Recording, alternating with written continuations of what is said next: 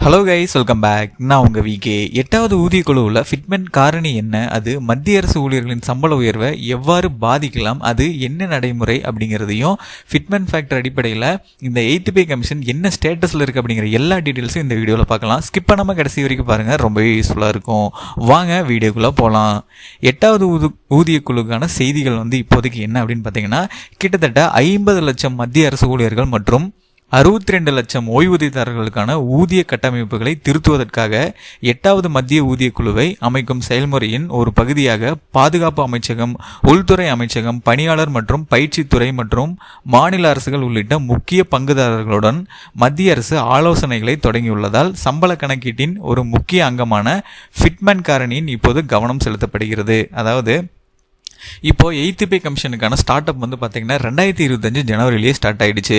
இப்போ வரைக்கும் கிட்டத்தட்ட 7 மாதம் ஆச்சு, 8வது மாதம் போயிட்டு இருக்கு. ஸோ இதில் அரசாங்க கூற்றுப்படி அவங்க என்ன சொல்லியிருக்காங்க அப்படின்னு பார்த்தீங்கன்னா, உள்துறை அமைச்சகம், அதுபோக பாதுகாப்பு அமைச்சகம், பணியாளர் மற்றும் பயிற்சித்துறை, அதுபோக மாநில அரசுகள், இவங்க எல்லாத்துக்கிட்டையுமே பார்த்தீங்கன்னா முக்கிய பங்குதாரர்கள் உள்ளிட்ட எல்லாத்துக்கிட்டையுமே பார்த்தீங்கன்னா அரசு ஆலோசனை தொடங்கி இருக்கிறதாகவும், அதுக்கான சம்பள கணக்கீடு ஒரு அங்கமாக ஃபிட்மென்ட் ஃபேக்டர், அதாவது இந்த ஃபிட்மென்ட் ஃபேக்டர் என்ன அப்படின்னு பார்த்தீங்கன்னா, லாஸ்ட் இயரில், அதாவது கடந்த 7th பே கமிஷனில் 10 வருஷத்துக்கு முன்னாடி 7th பே கமிஷனில் 2.57% அப்படிங்கிற அடிப்படையில் இந்த ஃபிட்மென்ட் ஃபேக்டர் இருந்துச்சு. இதை வச்சு தான் இந்த பே கமிஷனுக்கான எவ்வளவு ஊதிய உயர்வு இருக்கும் அப்படிங்கிறத கணக்கெடுப்பாங்க. ஸோ அதுதான் இந்த ஃபிட்மென்ட் ஃபேக்டர். ஸோ இந்த 8th பே கமிஷனுக்கு எவ்வளவு பர்சன்டேஜ் இருக்கும், அதாவது எவ்வளவு ஃபிட்மென்ட் ஃபேக்டர் இருக்கும் அப்படிங்கிறது கணக்கு போயிட்டு இருக்கு. அதுக்கு முன்னாடி இந்த பரிசீலனைகள் எல்லாமே நடந்துட்டு இருக்கு. ஸோ அதுதான் இப்போதைக்கு இந்த 8 மாதத்துக்கு 7 மாதம் முடிஞ்சு 8வது மாதத்தில் என்ன அப்டேட் அப்படிங்கிறது.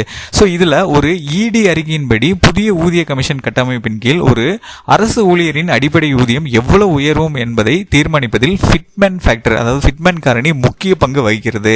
ஸோ இது ஓவரால் பொருளாதார உயர்வு, அதே மாதிரி இப்போ கரண்ட் ஸ்டேட்டஸ் என்ன, கடந்த 10 வருடத்துக்கு முன்னாடி எவ்வளவு ஹைக் இருந்துச்சு, ஸோ இப்போ பொருளாதார அடிப்படையில் எவ்வளவு ஹைக் கொடுக்கணும் அப்படிங்கிறது எல்லாத்தையுமே இந்த ஃபிட்மென்ட் ஃபேக்டர் அடிப்படையில் ஓரளவுக்கு கால்குலேட் பண்ண முடியும். ஸோ அதுதான் இப்போ இந்த 8th பே கமிஷன் அப்படின்னு எடுத்துக்கிட்டாவே கடந்த ஒரு 4 பே கமிஷன், அதாவது கடந்த 40 வருடமாகவே இந்த ஃபிட்மென்ட் ஃபேக்டர் ரொம்பவே இம்பார்ட்டண்டாக இருக்குது. ஸோ இப்போது இந்த 8th பே கமிஷனுக்கு என்ன வரும் அப்படிங்கிறதையும் இதில் எப்படி கால்குலேட் பண்ணியிருக்காங்க, எக்ஸாக்டாக எவ்வளோ வரும் அப்படிங்கிறத விட ஆவரேஜாக என்ன ரேஞ்ச் வரும் அப்படிங்கிறத பார்க்கலாம். பொருத்துதல் காரணி என்ன, அதாவது ஃபிட்மென்ட் ஃபேக்டர் என்ன இந்த 8th பே கமிஷனுக்கு அப்படின்னு பார்த்தீங்கன்னா, ஃபிட்மென்ட் காரணி என்பது திருத்தப்பட்ட சம்பளங்களை கணக்கிட பயன்படுத்தப்படும் ஒரு எண் பெருக்கி ஆகும். சம்பள ஆணையத்தின் கீழ் புதிய அடிப்படை சம்பளத்தை பெருக்குவதற்கு இது தற்போதுள்ள அடிப்படை ஊதியத்திற்கு பயன்படுத்தப்படுகிறது. அதிக ஃபிட்மென்ட் காரணி விகிதாச்சார ரீதியாக அதிக சம்பளத்தை விளைவிக்கும். அதாவது 2.57 அப்படிங்கிறது ஒரு ஆவரேஜ். இது பார்த்தீங்கன்னா ஸ்டார்டிங் 1.92 சொல்லலாம். மினிமம் சேலரி ஹைக் அப்படிங்கிறது மேக்ஸிமம் 3% வரைக்கும் இந்த ஃபிட்மென்ட் ஃபேக்டர் நமக்கு இப்போ கால்குலேஷனில் கொண்டு போயிட்டு இருக்காங்க. ஸோ என்ன வரும் அப்படிங்கிறது ஆவரேஜாக தான் இப்போதைக்கு போயிட்டு இருக்கு. ஸோ அடுத்து மெயினாக நம்ம 8வது சம்பளக்குழு அதிக எண்ணிக்கையை பரிந்துரைத்தால் அறிக்கைகளில் மேற்கோள் காட்டப்பட்டுள்ள ஆரம்ப மதிப்பீடுகளின்படி சம்பள உயர்வு 30% முதல் 34% வரை இருக்கலாம். அதாவது 2.57 மடங்கு அதிகரிக்குது அப்படிங்கிற சமயத்தில், ஏன்னா 7th பேல 2.57% அதிகரிச்சது. ஸோ அதே மாதிரி இருந்துச்சு அப்படின்னா இப்போ இருக்கக்கூடிய சம்பளம் உயர்வு எவ்வளோ இருக்குன்னா 30% 34% வரைக்கும் உயர்வு இருக்கலாம் அப்படின்னு குறிக்கப்பட்டிருக்கு. இருப்பினும் புதிய பெருக்கி குறித்து இன்னும் அதிகாரப்பூர்வமான தகவல்கள் எதுவும் இல்லை. ஸோ கரண்ட்ல எவ்வளோ ஃபிட்மென்ட் ஃபேக்டர் வரும் அப்படிங்கிறதுக்கான அதிகாரப்பூர்வ தகவல் எதுவுமே இல்லை. ஆனால் மினிமம் 1.92 மேக்ஸிமம் 2.8 அப்படிங்கிற மாதிரி ஆலோசனைகள் நடந்துட்டு இருக்கு. ஸோ மினிமம் 1.92 அப்படிங்கிறத எடுத்துக்கலாம். ஸோ அந்த கால்குலேஷன் படி ஒவ்வொருத்தருக்கும் எவ்வளோ சேலரி ஹைக் வரும் அப்படிங்கிற எல்லா டீட்டெயில்ஸும் நம்மளோட ப்ரீவியஸ் வீடியோஸில் கொடுத்துருக்கோம். ஸோ அதை யாராவது பார்க்காம இருந்தீங்கன்னா பாருங்கள். இப்போ எந்த ஒரு மேல் நோக்கிய திருத்தமும் வீட்டிற்கு எடுத்து செல்லும் சம்பளம் மற்றும் ஓய்வூதிய கணக்கீடுகளை கணிசமாக பாதிக்கப்படும். அதாவது உங்களுக்கு கைக்கு கிடைக்கிற சம்பளத்துக்கு கூட சம்பளம் எவ்வளோ ஹைக் ஆகும் அப்படிங்கிறத விட அதுக்கு கூட அலவன்சஸ் அப்படின்னு வரும்ல, ஸோ அதுவும் சேர்ந்து உங்களுக்கு ஹைக் ஆகும். ஸோ ஓவரால் உங்களுக்கு ஹைக் ஆகிறதுக்கு வாய்ப்பு இருக்குது. ஸோ அது உங்களுக்கு பேசிக் சேலரி மட்டும் ஹைக் பண்ணிவிட்டு அலவன்சஸில் முடிஞ்ச அளவுக்கு ரெடியூஸ் ஆகிற மாதிரி இப்போதைக்கு ஆலோசனைகள் போயிட்டுருக்கு. ஸோ அதில் உங்களுக்கு, அதாவது அதுதான் வீட்டுக்கு எடுத்து செல்லும் சம்பளம் மற்றும் ஓய்வூதிய கணக்குகளில் கணிசமான பாதிப்பு இருக்கும் அப்படின்னு சொல்லியிருக்காங்க. ஸோ இதில் முக்கியமாக வீட்டுக்கு எடுத்து செல்லும் சம்பளத்திற்கு இது ஏன் முக்கியமானது அப்படிங்கிறதையும் நான் உங்களுக்கு இப்போ சொல்கிறேன். அதிக அடிப்படை சம்பளம், அதனுடன் இணைக்கப்பட்ட கொடுப்பனவுகளான அகவிலைப்படி DA, வீட்டு வாடகை கொடுப்பனவு HRA மற்றும் பயண கொடுப்பனவுகளையும் அதிகரிக்கிறது. இதன் பொருள் அதிக ஃபிட்மென்ட் காரணி அடிப்படை ஊதியத்தை அதிகரிப்பது மட்டுமல்லாமல் மொத்த வீட்டு வருவாயும் அதிகரிக்கிறது. அதாவது இப்போ ஃபிட்மென்ட் ஃபேக்டர் உங்களுக்கு வந்து சேலரியில் இப்போ 2.57 வந்து last fitment 8th pay commission இல்லாமல் 7th பே கமிஷனில் போட்டிருந்தாங்கல்ல. ஸோ அதன் அடிப்படையில் பார்க்கும்போது உங்களுக்கு இப்போது 8th பே கமிஷனில் 2.57 வந்துச்சு அப்படின்னா உங்களுக்கு கொடுக்கக்கூடிய அடிஷ்னல் பெனிஃபிட்ஸ் அது எல்லாமே வந்து ஹைக் ஆகும். ஸோ அதனால் ஒன்லி சேலரி மட்டும் ஹைக் பண்ணலாமா இல்லை ஓவரால் ஹைக் ஆகுமா அப்படின்னு பார்க்கும்போது மினிமமாக 1.92 போடும்போது ஓவரால் எல்லாமே ஹைக் ஆகும். ஸோ சப்போஸ் ஃபிட்மென்ட் ஃபேக்டர் அதிகமாக இருக்கும் அப்படிங்கும்போது உங்களுக்கு கொடுக்கக்கூடிய கொடுப்பனவுகளும் அதிகமாக இருக்கும் அப்படின்னு பரிசீலிக்கப்பட்டிருக்கு. ஸோ அதுக்கான டெசிஷன் தான் இப்போ எடுத்துகிட்டு இருக்காங்க.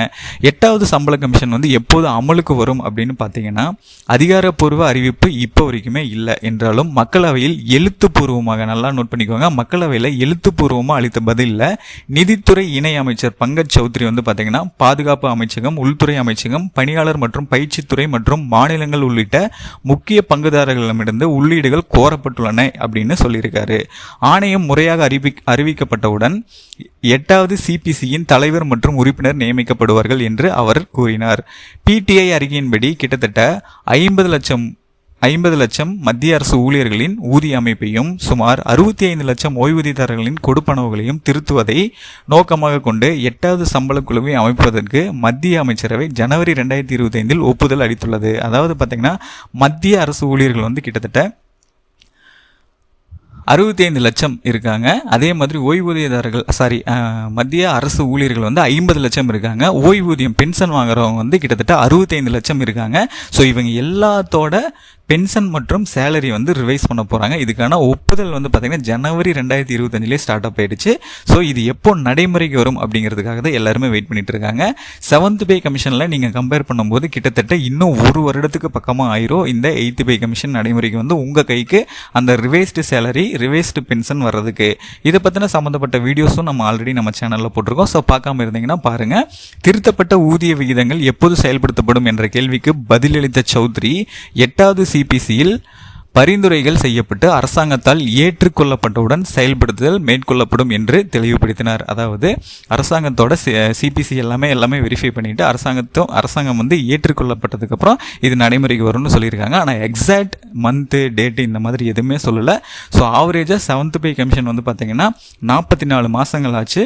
அதாவது அதுக்கு நடைமுறைப்படுத்தலாம் 7th பே கமிஷன் அப்படின்னு சொல்லிட்டு அது வந்து செயல்முறைக்கு வர்றதுக்கு கிட்டத்தட்ட 44 மந்த் ஆச்சு. இப்போது இந்த 8th பே கமிஷன் வந்து பார்த்திங்கன்னா சொல்லி கிட்டத்தட்ட 7 மாதம் முடிஞ்சு 8வது மாதம் போயிட்டுருக்கு.